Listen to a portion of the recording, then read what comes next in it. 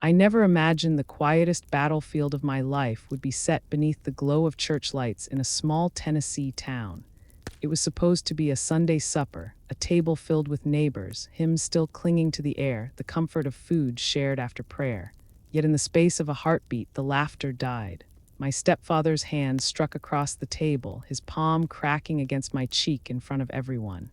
He wanted silence, obedience. But what he revealed instead was his fear, and that moment changed everything. Before we dive into the story, take a moment to like the video and subscribe, but only if stories of courage and resilience speak to you, and share in the comments where you are listening from and what hour it is in your corner of the world. It is always moving to see how far these stories travel and whose hearts they reach. These are not just my memories. They are pieces of history that belong to every veteran, every survivor, every voice that has ever endured in silence. Your support keeps these stories alive and allows them to reach someone who might need them most. That night, in front of friends, neighbors, and even a decorated general, the mask my stepfather had worn for years began to crack. He had built his world on stories of honor that were never his, on authority borrowed but never earned. And all it took was a single question at the dinner table for the truth to press at the edges of his carefully built lies. He thought he could silence me with a blow, but he never understood that silence was my strength. And that night, the silence spoke louder than his hand ever could. The fellowship hall smelled of potluck suppers and floor polish, the kind of scent that clung to church basements across America. Folding chairs scraped against linoleum floors as people settled in, voices rising and falling in a rhythm I had known since childhood. Tennessee's small towns had a way of keeping time with Sunday meals, their traditions as steady as the toll of the evening bell. I sat near the far end of the long table, where the shadows of the fluorescent lights did not quite reach. My plate was filled with the familiar offerings of casserole and pie, but I barely touched it. I had learned long ago how to make myself small at gatherings like this, how to smile faintly, nod politely, and keep my eyes lowered so that my stepfather's words could float above me without resistance. It was easier that way. He liked it better when I stayed silent. Harold Moore carried himself with the authority of a man who wanted to be seen as larger than life. He had been in the service once, a long time ago, though never beyond the rank of private. Still, that brief brush with the uniform became his favorite story, one he reshaped and expanded until it sounded like a career of honor. He spoke of K rations and camp drills as if they were decisive battles. He puffed up minor memories until they gleamed like medals, convincing half the town that he had once stood shoulder to shoulder with men who saved the free world. In truth, Harold had never seen combat. He had never set foot in a theater of war. He had washed trucks and hauled supplies, a necessary job, but one far removed from the valor he claimed. What burned in him was not the shame of his service, but the hunger for respect he could never quite earn. He built his identity on that fragile scaffolding, and I was the inconvenient reminder that truth and myth were not the same. The town admired him, though. As deacon of the church, he led prayers with solemn authority. He quoted scripture with a voice that carried. He loved words like discipline and duty, and he wielded them like weapons, often pointing them at me. To the community, he was a man of order. To me, he was a man of control, using his place at the pulpit to demand the same reverence at home. My mother sat 2 chairs away, her hands folded in her lap, her gaze fixed on the casserole dish. Years of living with Harold had taught her to keep her silence, too. The lines around her eyes had deepened, carved by the quiet endurance of someone who had traded her own voice for peace. I loved her fiercely, but I often wondered if she remembered what it felt like to breathe freely. Across the table sat the guest of honor, retired Brigadier General Robert Hayes. His presence had stirred excitement in the congregation, for men like him did not often grace our small town. He was silver-haired, his posture still straight despite the years, and his eyes sharp in the way of someone who had seen too much and forgotten nothing. Harold had practically begged him to join us for supper after the service, and Hayes, polite and gracious, had accepted. Harold leaned forward, his voice booming. He was in his element now, spinning his well-worn tales about the service, about discipline, about how the army had shaped him into the man he was. His stories circled around the table like tired hymns, but no one interrupted. The townsfolk listened respectfully, nodding, smiling, letting his words wash over them. I knew those stories by heart. I had heard them all my life, told and retold with slight variations, each time burnished a little brighter, each time the truth stretched thinner. I stared at my plate, willing myself to stay quiet. The safest place for me was behind a wall of silence. I had survived Iraq that way too, listening, observing, gathering details others missed. My voice had always been stronger in reports than in conversation. But silence has its weight, and that night it pressed on me differently, heavier somehow, as if the air itself demanded I break it. General Hayes asked a question, casual at first, about a tactical report from years back. His voice carried no judgment, just curiosity. He spoke of a night in Fallujah, of supply routes cut off and the narrow escape of a convoy. I felt my breath catch. Because I knew that night. I had written the report that saved them, my analysis scribbled under harsh light in a tent thousands of miles from here. My name had never been attached to it, my contribution buried in the layers of military bureaucracy. Harold seized the moment. He puffed out his chest and said he remembered nights like that when maps and decisions shaped the outcome of battle. He made it sound as if he had been there, as if the ink of those maps had stained his own hands.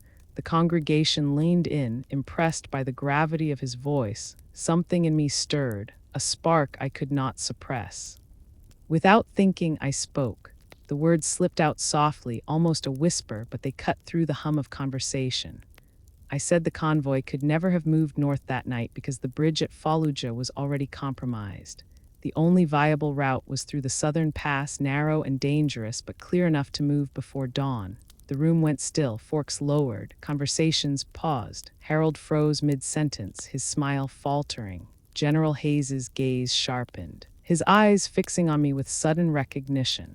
My stepfather's jaw tightened. I could feel the heat of his anger from across the table. He had spent years weaving his stories, and with a single sentence I had pulled a thread loose. He laughed too loudly, trying to cover his unease. He told the table that I must have picked up details from his own stories over the years. He brushed it off, called it a coincidence, but Hayes did not look away from me. I lowered my eyes again. Heart pounding, I had not meant to reveal myself. Old instincts from Iraq told me to stay hidden, to remain the shadow behind the words. But something about that night, about the weight of Harold's lies, about the injustice of sitting silent while truth was paraded as fiction, had forced me to speak. Harold's hand tightened around his fork until his knuckles whitened. He masked it with another booming laugh, but I knew the signs. His anger was a storm gathering just beneath the surface, and I was the lightning rod. The fellowship hall, once filled with the comfort of shared food and laughter, now pulsed with tension. I sat there, quiet again, but no longer invisible. Hayes's eyes remained on me, and I knew he had seen enough to question everything Harold had built, and Harold knew it too. The murmur of voices in the fellowship hall never quite returned after my slip of truth. People tried to recover, to let conversation drift back toward pie and weather, but the balance of the evening had shifted. It hung in the air, fragile and electric, like the charged silence before a summer storm. Harold pressed on, trying to reclaim the room. He leaned forward with that practiced smile, the one he used from the pulpit when he wanted the congregation to believe in him. He began another story, louder this time, drowning out the quiet. He spoke of drills and discipline, of how the army had made him the man he was.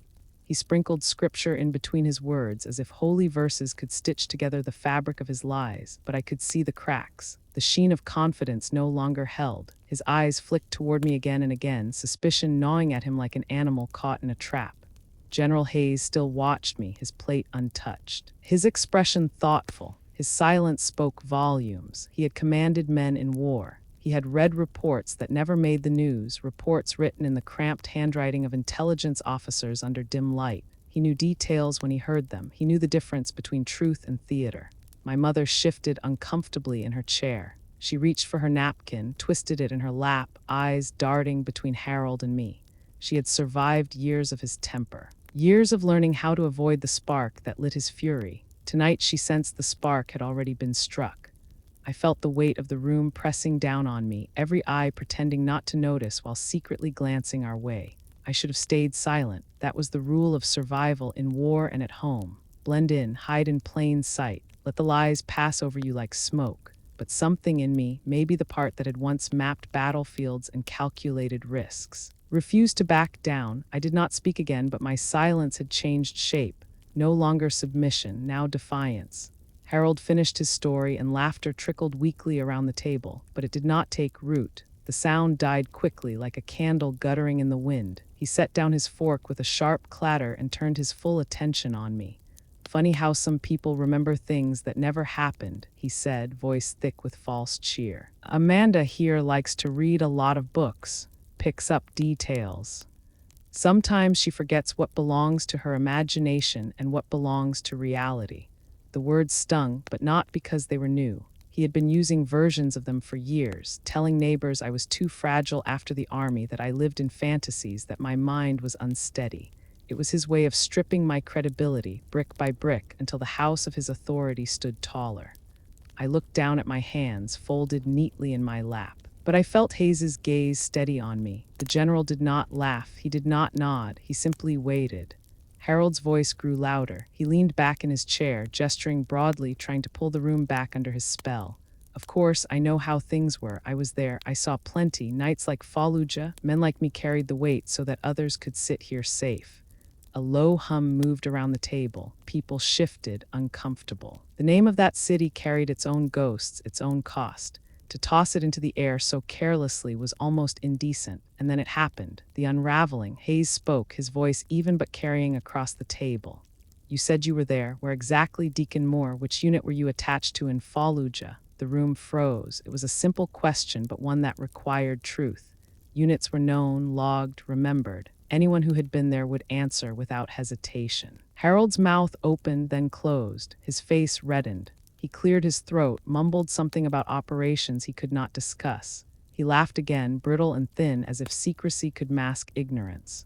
The silence that followed was heavier than any accusation. The congregation may not have understood the details, but they understood hesitation. They smelled the fear in it, and Harold knew it. His chair scraped against the floor as he pushed back suddenly. He leaned across the table, his hand slamming down near my plate. The sound startled even the children. His face was inches from mine now, his eyes wild, his smile gone. "You think you know something," he hissed, low enough that only those closest could hear. "You think one little detail makes you smarter than me. Keep your mouth shut, Amanda." Every instinct from Iraq surged in me. The pounding of my heart, the narrowing of focus. The way the edges of the room blurred while the threat sharpened in the center. This was not a battlefield, not a convoy under fire, but my body reacted the same way. I straightened, met his eyes, and said nothing. That silence was the trigger.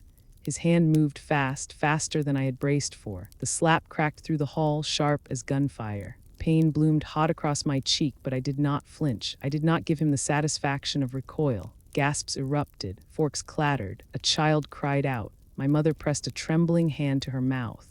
The hall was no longer filled with the hum of community, but with the heavy silence of shock. Harold stood there, chest heaving, realizing too late what he had done. His carefully curated image, the mask of authority and virtue, had shattered with one blow in front of everyone. Hayes rose slowly from his chair. His presence filled the space with a gravity that pulled every eye toward him. He did not shout. He did not scold. He simply looked at Harold with the cold disappointment of a commander who had seen too many men fail. "I have seen men strike enemies on the battlefield," Hayes said, his voice steady, "but I have never respected a man who strikes his own at home."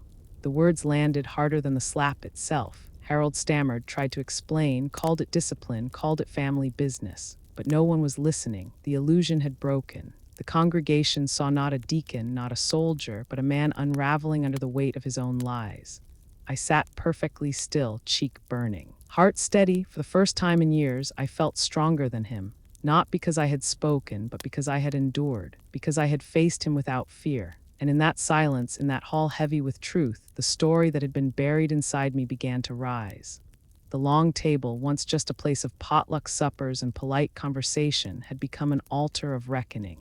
And as I touched the edge of my plate with steady fingers, I knew this night was only the beginning. The past had a way of clinging, no matter how carefully I tried to leave it behind.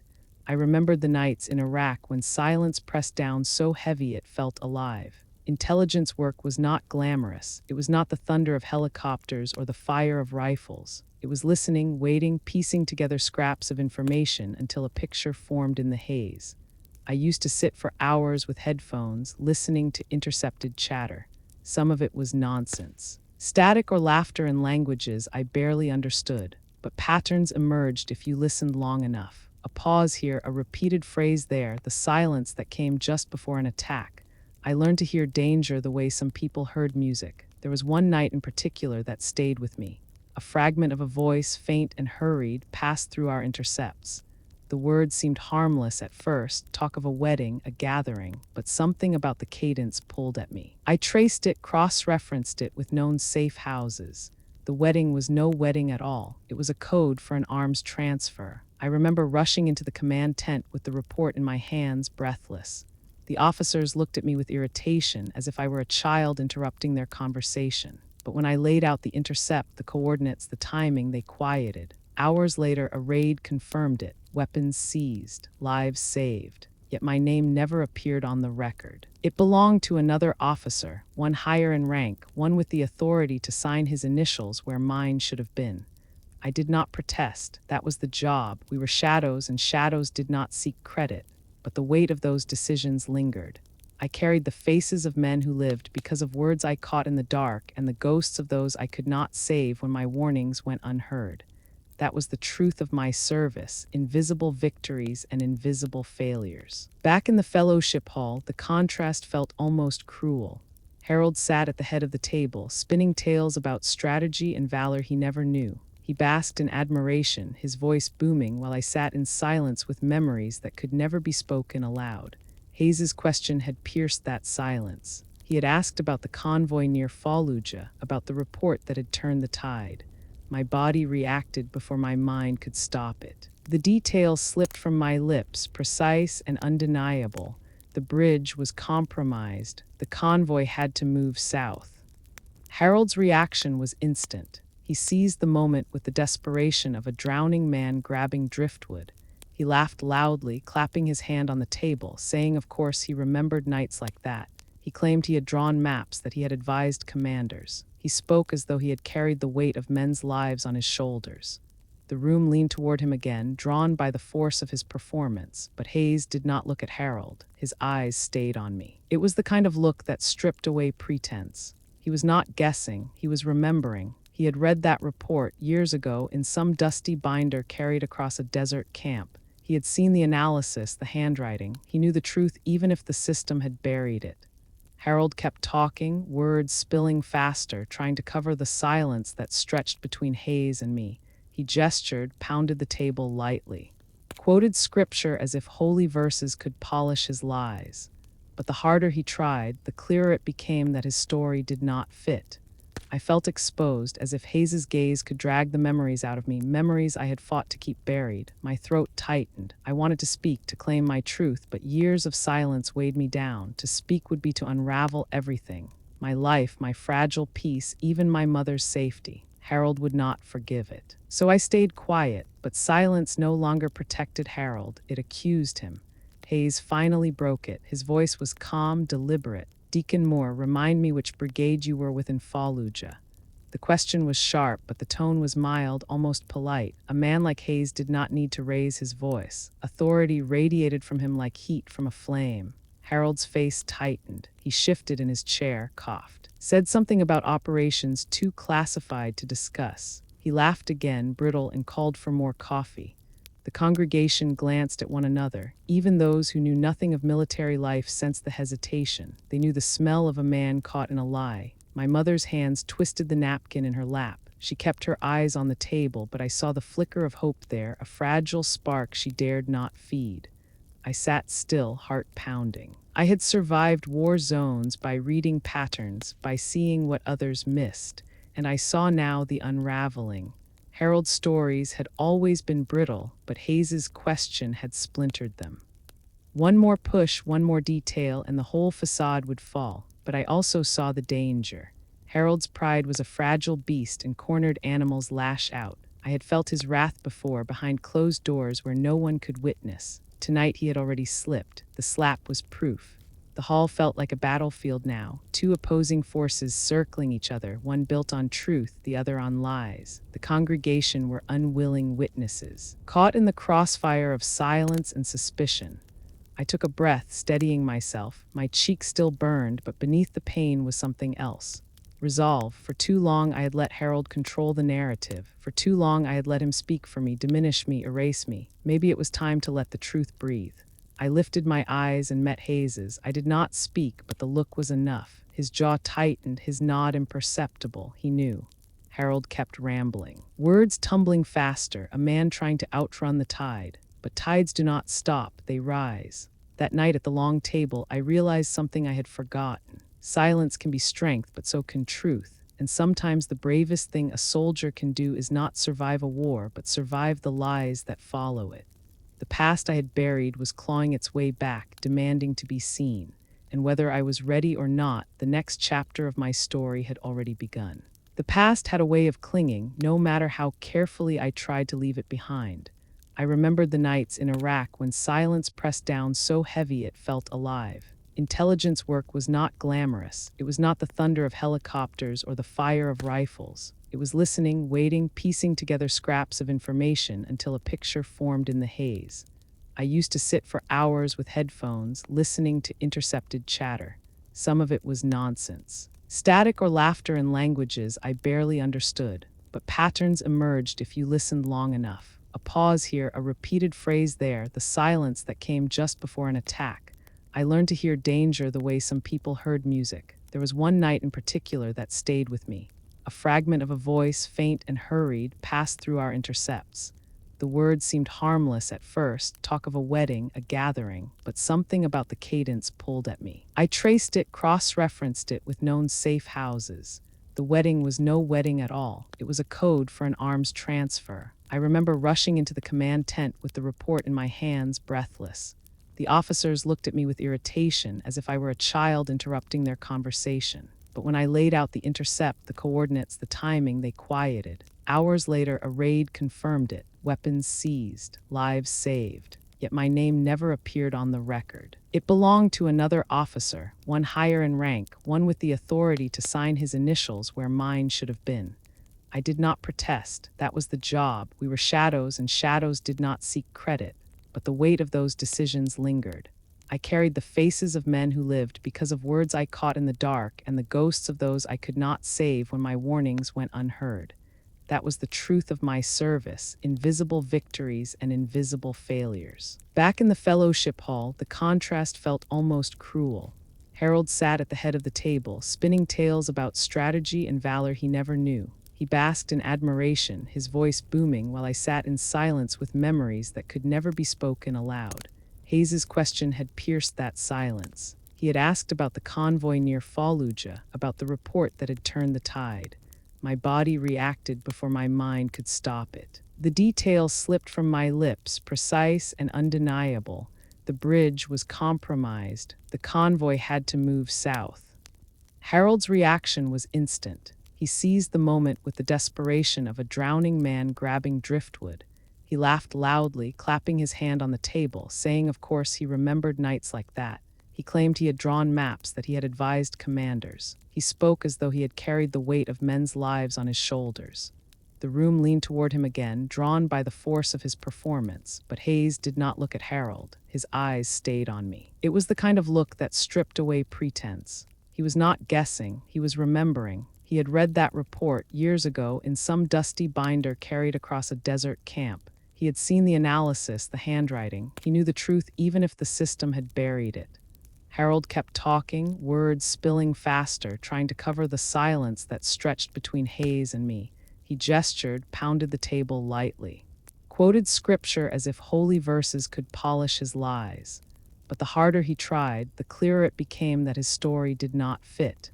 I felt exposed, as if Hayes's gaze could drag the memories out of me, memories I had fought to keep buried. My throat tightened. I wanted to speak, to claim my truth, but years of silence weighed me down. To speak would be to unravel everything. My life, my fragile peace, even my mother's safety. Harold would not forgive it. So I stayed quiet, but silence no longer protected Harold. It accused him. Hayes finally broke it. His voice was calm, deliberate. Deacon Moore, remind me which brigade you were with in Fallujah. The question was sharp, but the tone was mild, almost polite. A man like Hayes did not need to raise his voice. Authority radiated from him like heat from a flame. Harold's face tightened. He shifted in his chair, coughed, said something about operations too classified to discuss. He laughed again, brittle, and called for more coffee.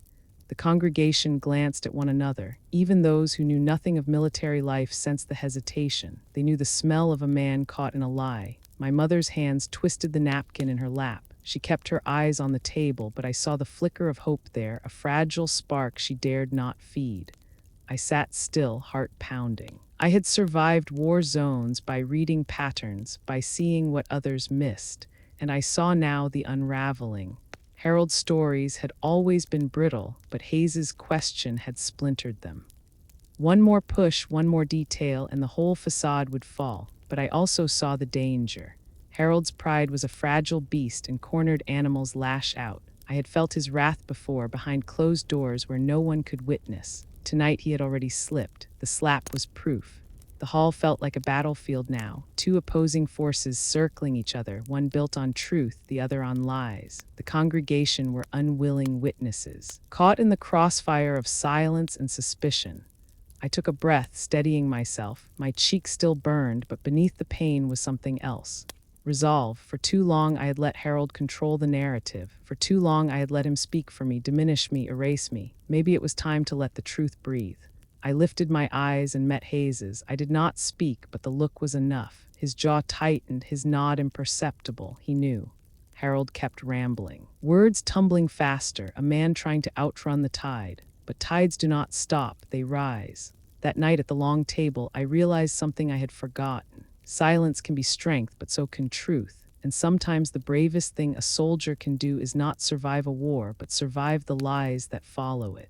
The past I had buried was clawing its way back, demanding to be seen.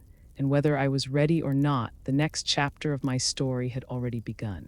The silence stretched so tight it felt like a wire ready to snap. Hayes's eyes never left me, and in that silence Harold began to unravel.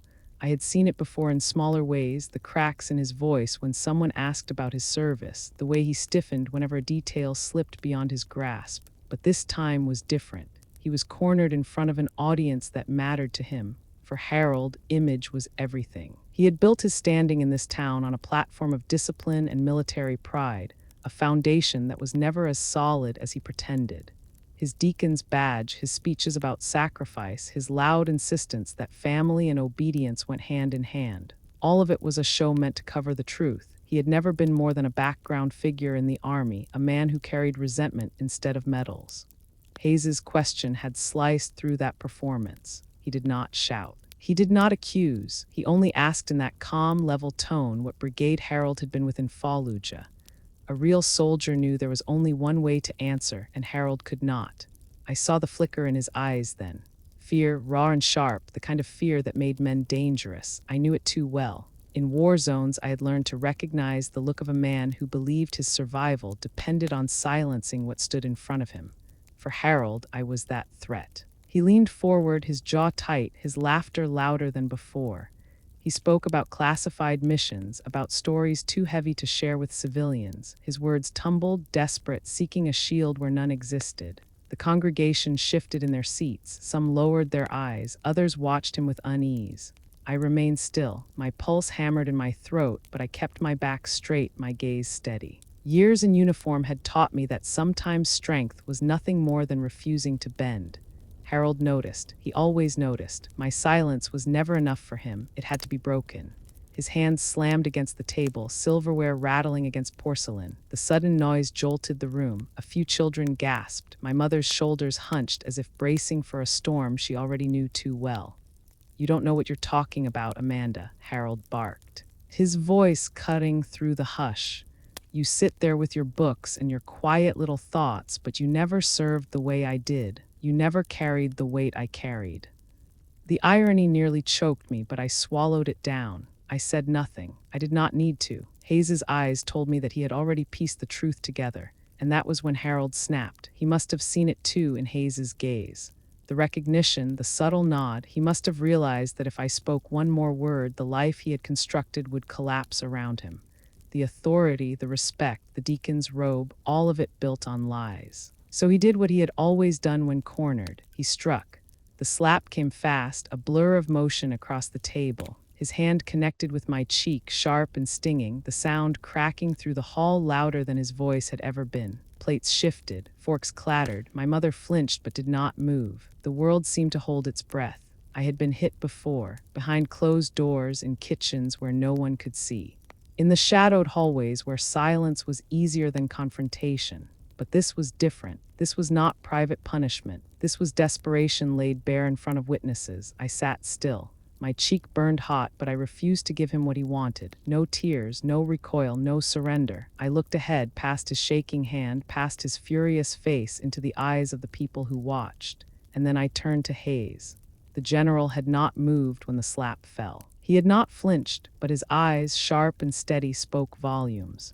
He had seen soldiers freeze under fire. He had seen men falter in the heat of battle. And now he had seen the truth, not just Harold's cruelty, but mine, the restraint I had carried for years, the endurance that looked like silence but was in fact defiance.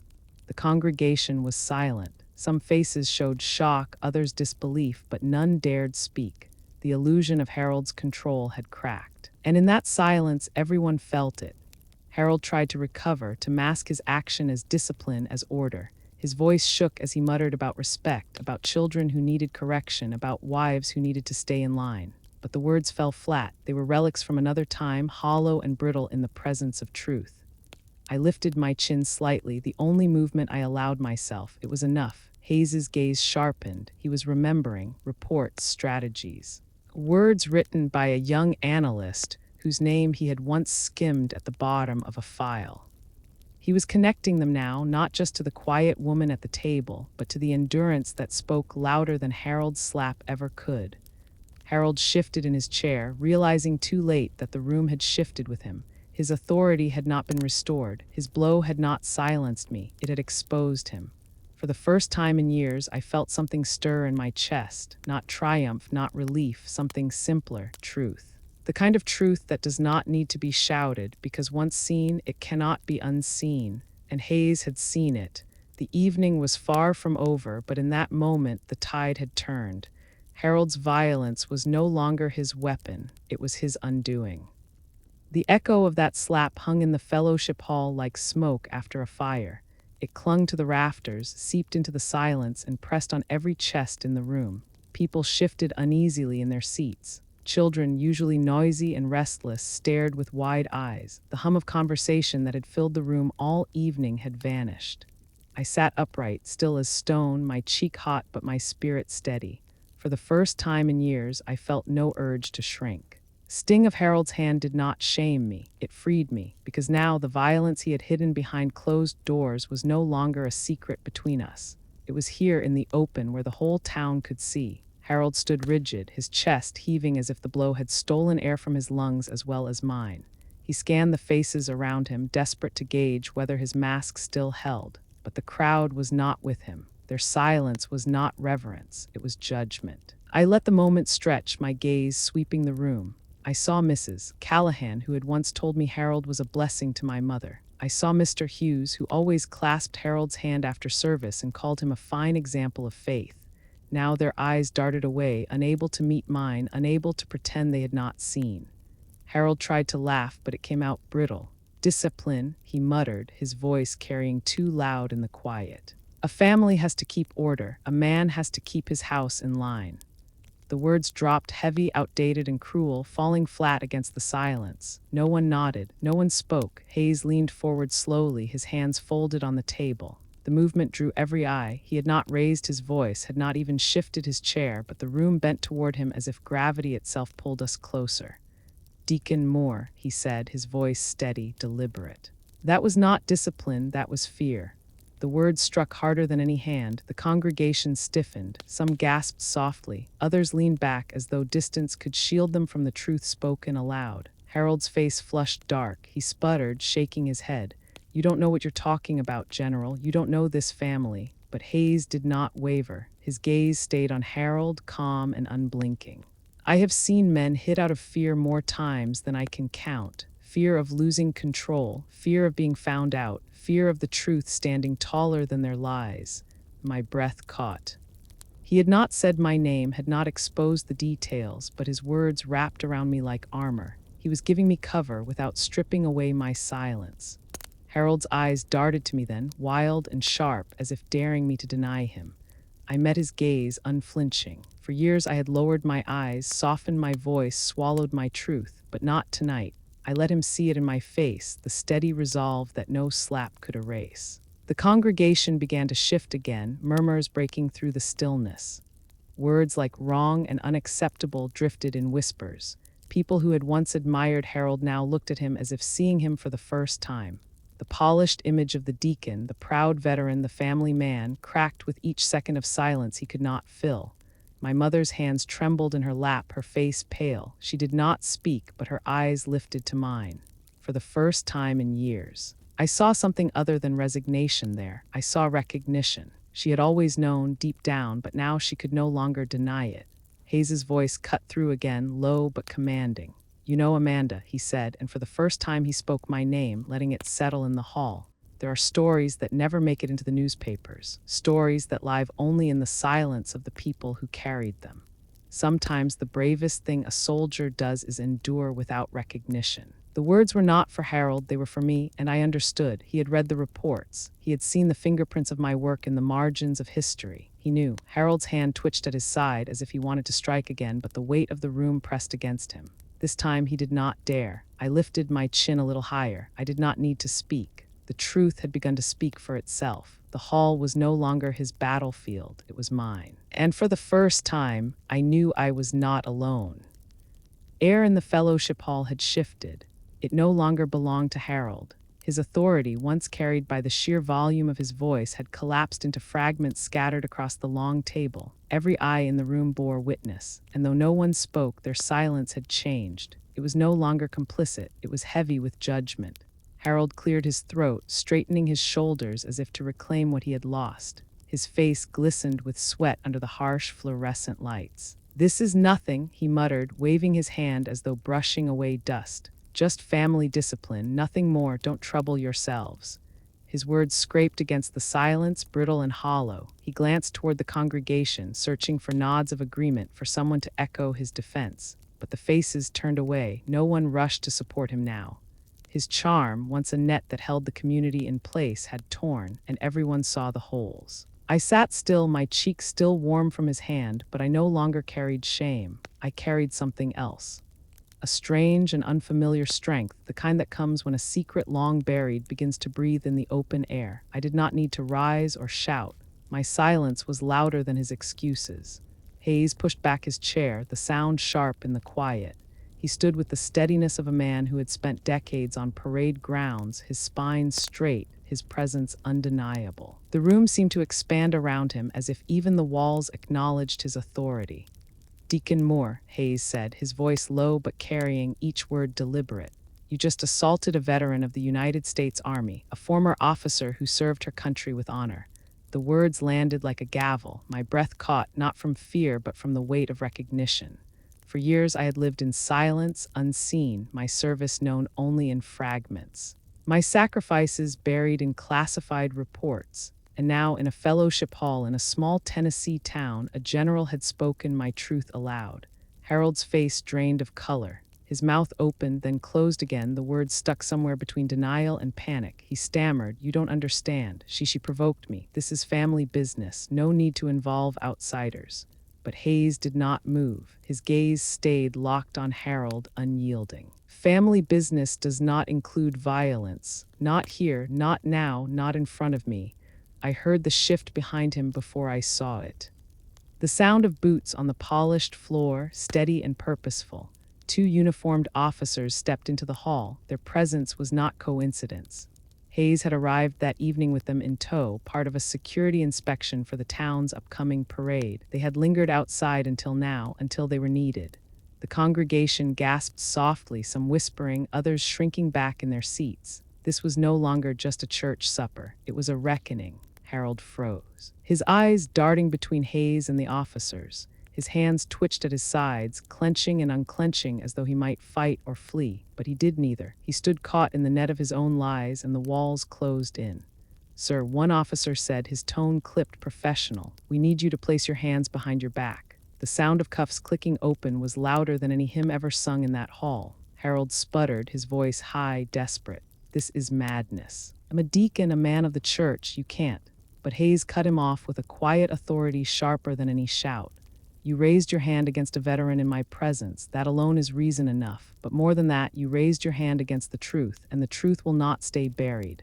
The officers stepped forward, Harold's face twisted, part fury, part terror. His pride, so carefully constructed, collapsed in the clatter of steel against his wrists. The cuffs snapped shut. The sound final, the fellowship hall was utterly silent. The children clutched their mothers. The men who once nodded along to Harold's speeches stared at the floor. Women who had smiled politely at his jokes now shook their heads, and my mother finally looked up at me. Her eyes shimmered, not with sorrow, but with something I had not seen in years. Relief. Harold tried once more, his voice breaking. "Amanda, tell them this is nothing. Tell them I am still." I did not speak. I only met his eyes, steady, unflinching. For the first time, he saw me not as the quiet stepdaughter he could control, but as the soldier I had always been. He searched my face for mercy, for silence to protect him one last time, but silence was no longer his ally. The officers guided him toward the door, his protests echoing weakly. Each step away stripped him of the authority he had wielded so long. The cuffs glinted under the church lights, and the community watched as their deacon, their supposed pillar of discipline, was led out in disgrace. I sat still, my hands folded in my lap, my cheeks still stinging. But inside, the silence no longer felt heavy. It felt victorious, not because I had shouted, not because I had revealed every detail of my past, but because I had endured, because the truth had finally spoken louder than the lies. Hayes did not return to his seat. He stood where he was, his gaze on me. For a moment, the years fell away, and I was back in Iraq, standing before a map, daring to speak what others could not see. He gave me the smallest of nods, a gesture not of pity, but of respect. The congregation began to murmur, not with confusion, but with clarity. The tide had turned, and though my lips remained closed, my silence now carried the weight of victory. That night in the fellowship hall, Harold lost the power he had clung to for so long, and I, without speaking a single word, reclaimed mine. The fellowship hall did not sound the same after Harold was led out. The shuffle of feet, the low whispers, the rustle of coats and napkins. It was as if the entire room had exhaled after holding its breath for years. The clink of the handcuffs still echoed in my ears, sharper than the hymnals, louder than any sermon Harold had ever given. People avoided my eyes at first. They busied themselves with empty cups, with plates scraped clean, with folding napkins into smaller and smaller pieces. Shame does that to a room. It makes people scramble for cover. Some had cheered Harold's speeches. Others had believed his stories without question. Tonight they had watched those stories collapse. Then slowly, one by one, their eyes began to find mine. Not pity, not judgment, something else. Recognition. A woman I barely knew, one of the younger mothers from the congregation, lifted her chin slightly.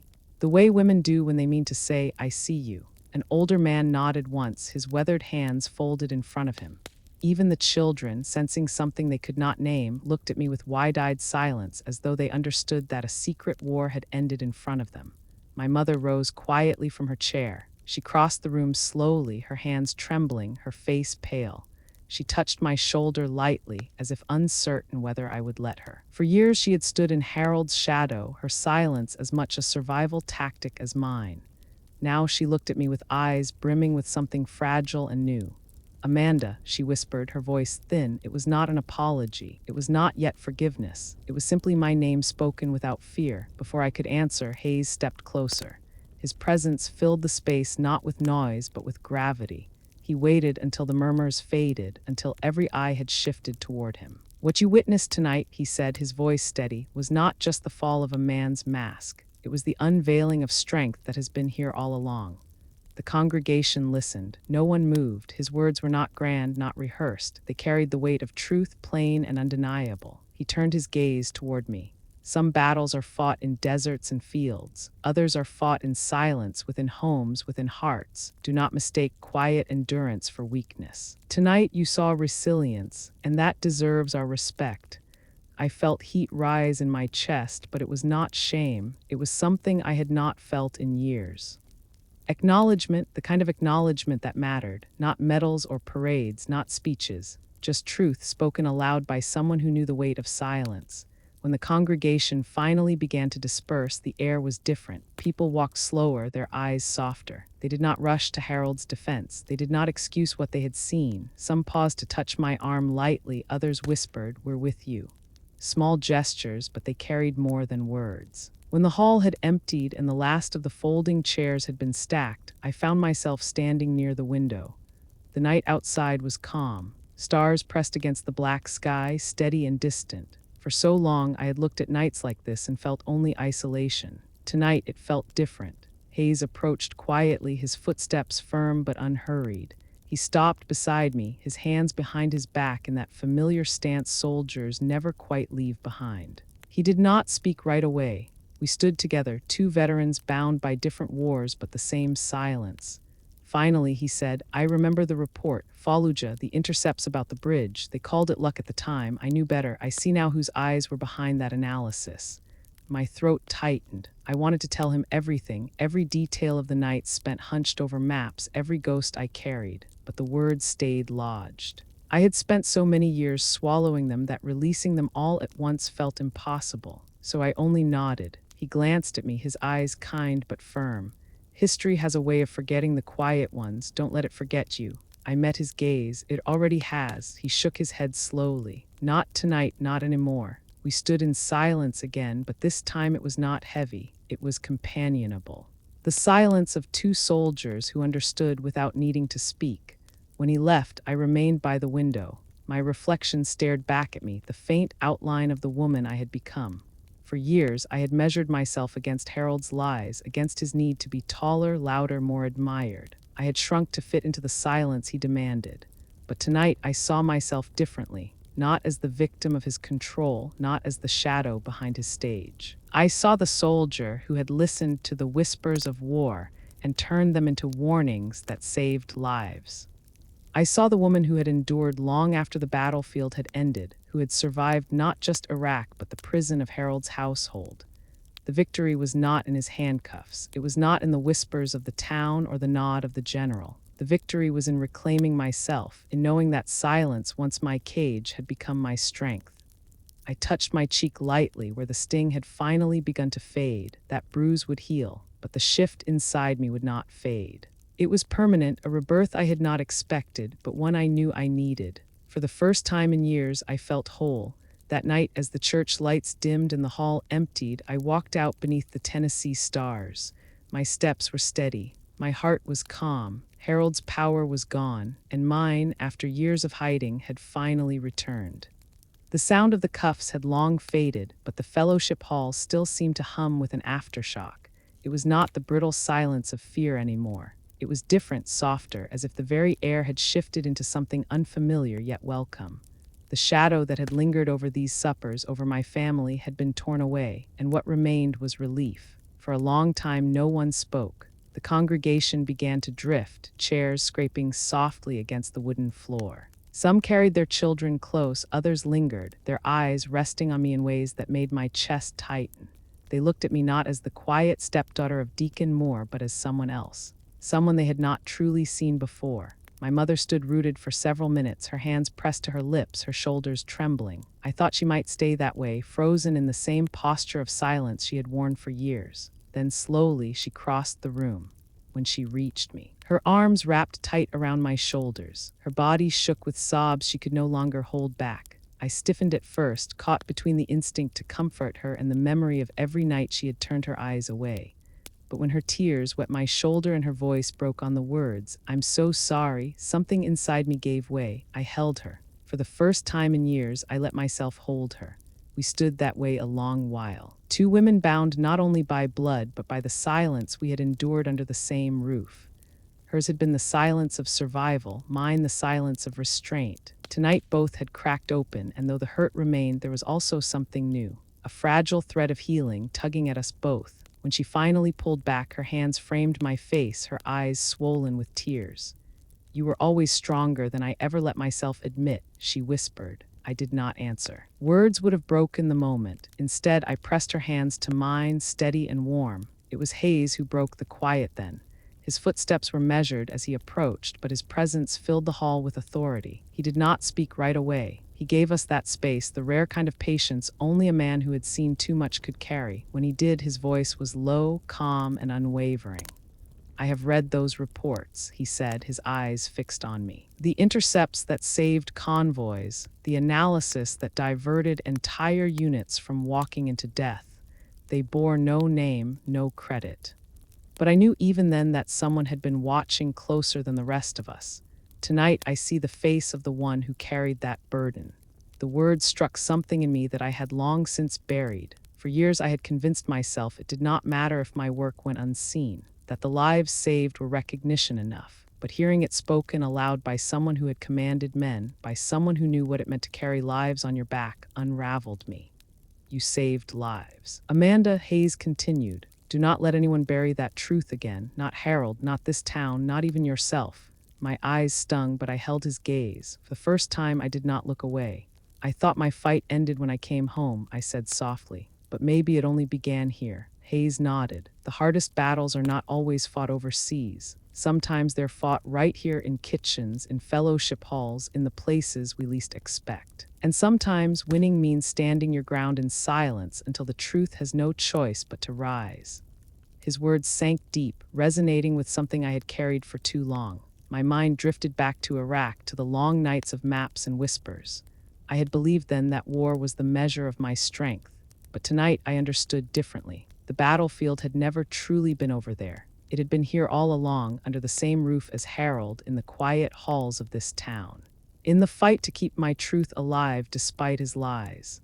As the last of the congregation filed out, the evening bell of the church began to toll. Its sound was deep, resonant, rolling out into the night air. I stood listening, the echo vibrating in my chest. For years, that bell had marked routine, Sunday service, weddings, funerals. Tonight it sounded different. Tonight it was a herald of something ending and something new beginning. The fellowship hall was nearly empty now. Just a few parishioners lingering at the doorway, whispering among themselves. My mother stayed close, her hand clutching mine as though afraid to let go. Hayes remained near too, not as a general anymore, not as a man of rank, but as a witness. Someone who had seen the truth and chosen to name it. I realized then that Harold's downfall was not the real victory. The true triumph was this moment of clarity, this shift inside me. For years I had been measured against his lies, held captive by his shadow. Tonight, in front of the very community that once cheered him, I had stood my ground without uttering a word, and in that silence I had reclaimed my voice. The battlefields of Iraq had tested my mind, my resolve, my instincts, but this here had tested my soul, and I had not broken. When the last chair was folded and the final murmur faded from the fellowship hall, I stepped out into the Tennessee night. The air was cool, carrying the scent of cut grass and wood smoke from some distant fire. Above me the sky stretched wide and endless, a canvas scattered with stars. I breathed deep, letting the chill settle into my lungs, and for the first time in years it felt like I could truly feel them. The gravel under my boots crunched steady. Each step away from the church marking a small piece of freedom. My mother walked beside me in silence, her hand brushing mine now and then, uncertain but present. Behind us, Hayes lingered by the doors, speaking quietly with the officers who had taken Harold away. His presence remained like a steady anchor, even at a distance. I tilted my head back, staring at the stars. So many nights overseas I had done the same. Iraq's skies were different, harsher, sharper, with stars that cut against the black like blades. Here they seemed gentler, softer somehow, as though the heavens themselves had exhaled. Still, the feeling was the same. Under the stars, you remembered how small you were, how fleeting, and how precious every breath became. My mind traveled backward, through the years I had tried to bury. The tents filled with radios and static. The nights when I traced lines on maps, praying I had not overlooked a single detail. The lives that were spared because I caught something no one else had. The lives that were lost when I couldn't. Those ghosts had followed me home, their weight pressing against my ribs long after I had folded the uniform and packed it away. I realized now that silence had been my way of carrying them, not to dishonor them, but to keep them close, to keep myself from breaking. Yet in that silence, Harold had found power. He twisted it, used it to smother me, to inflate himself. Tonight that ended. Tonight the silence became mine again, no longer a cage, but a shield, a quiet strength that no hand could strike down. I stopped beneath an old oak tree near the churchyard, its branches sprawling wide like open arms. My mother paused beside me, her breath uneven. She looked fragile in the moonlight, her face lined with years of worry, but her eyes shone with something I had not seen before. Hope. You're free now, she whispered. I shook my head gently. I was always free, I just forgot how to feel it. She closed her eyes, tears sliding down her cheeks. I let her have that moment, her release, her reckoning. My forgiveness would come in time, but tonight was not about erasing the past. Tonight was about beginning again. Hayes joined us then, his steps measured, his presence unshaken. He looked at me not as a broken woman, not as a victim, but as a fellow soldier who had endured. The hardest part, he said quietly, is not surviving the war, it's surviving what comes after. You've done both. I nodded. Words too heavy to form, he understood without them. That was the gift of those who had lived through their own battles. They knew silence carried its own language. When he left us with a final nod, the night grew still. My mother and I stood together for a long while, watching the stars until at last we turned homeward. Each step felt different, lighter. Harold's absence left behind not emptiness, but space. Space for breath, space for truth, space for me, as I walked. I thought of the years ahead. There would be whispers, of course. Small towns never forgot scandal quickly. But for once I did not dread the gossip. Let them whisper. Let them remember not Harold's stories, but the truth that came to light. Let them remember that strength does not always roar. Sometimes it sits quietly waiting until the moment comes when silence itself becomes the loudest voice in the room. I thought too of others like me, women and men who had served in shadows, whose victories would never be written in books or carved in stone. Their lives, like mine, had been built on endurance, on sacrifices unseen. I wanted them to know they were not alone, that silence did not erase their worth, that truth had a way of surviving even when buried deep. As the church bell tolled once more in the distance, its sound rolling across the hills, I felt a strange peace settle over me. My battle with Harold was over, but my story was not. It had only just begun. And so, standing beneath the Tennessee sky, I made a promise to myself to carry my truth forward, to speak when silence no longer served me, to honor the ghosts who walked beside me not with shame but with gratitude, to live fully in the freedom I had fought so long to feel. That was my victory, not Harold's downfall, not the murmurs of the crowd, not even the recognition from Hayes. My true victory was the rebirth of my own voice, steady and unshaken, carried on the wind of a quiet night. And to you, listening now, wherever you are, I offer this. Your battles may not look like mine, but they are real. Your silence may feel heavy, but within it lives a strength you might not yet see. Do not let anyone bury your truth. Do not measure yourself by the noise of others. Sometimes the most powerful stories are the ones spoken softly or not at all until the right moment comes. If this story has touched you, take a moment to like this video and subscribe to the channel. Share it with someone who might need to hear it, someone who carries their own silence and longs to know they are not alone. And tell us in the comments where you are listening from and what time it is in your corner of the world. It is always humbling to see how far these stories travel, whose hearts they reach, and whose strength they awaken. Because in the end, these stories are not just mine. They belong to every veteran, every survivor, every soul who has ever endured in silence and lived to tell it. And together, we keep those voices alive. The hall was empty when I finally returned to it, chairs stacked neatly, the smell of supper fading into the wooden beams. The silence wrapped around me, not heavy this time, but almost tender. I sat down at the same long table where it had all unraveled, where his hand had tried to silence me, and I let myself breathe. Through the open window, the church bell began to toll. Its sound echoed against the hills, each note carrying far into the night. I closed my eyes and listened, letting it sink into me. The bell reminded me of Iraq in strange ways, the rhythm of radio static in the desert, the heartbeat of convoys moving through darkness, the steady pulse of duty. Yet tonight it was no call to arms, it was a call to remember. Faces came to me then, as they always did when the world grew quiet. The friends who never made it home, the ones whose names would never be read aloud in this small town. I carried them still, every decision, every report, every sleepless night.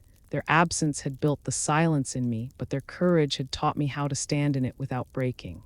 Strength, I realized, was never about the noise. It was about what remained when the shouting ended. It was the steady heart that endures, the quiet defiance that refuses to bend. Tonight had proved that. My stepfather's hand had struck, but it had not silenced me. Instead, it revealed the truth he had feared most, that his power was built on lies, and that lies crumble in the face of endurance. I thought of my mother, of her tears as she held me, of Hayes's steady voice as he named aloud what I had done in secret. And I thought of every veteran who comes home to battles no one else sees. Some fight memories that haunt their sleep. Others fight silence in their own homes, the weight of truths too heavy to share. We do not stop serving when we leave the uniform behind. We carry on in ways the world may never notice, and we deserve to be seen. The bell fell silent. I opened my eyes to the empty hall, to the shadows stretching long across the floor.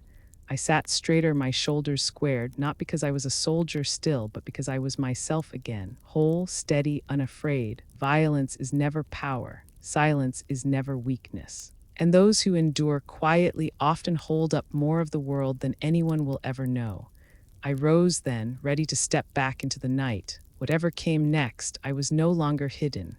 My voice, my truth, my strength would not be buried again. And if you are listening now, wherever you are, carry this with you. The quiet within you is not emptiness, it is resilience. It is the ground on which truth takes root. Honor it, stand in it, and know you are not alone.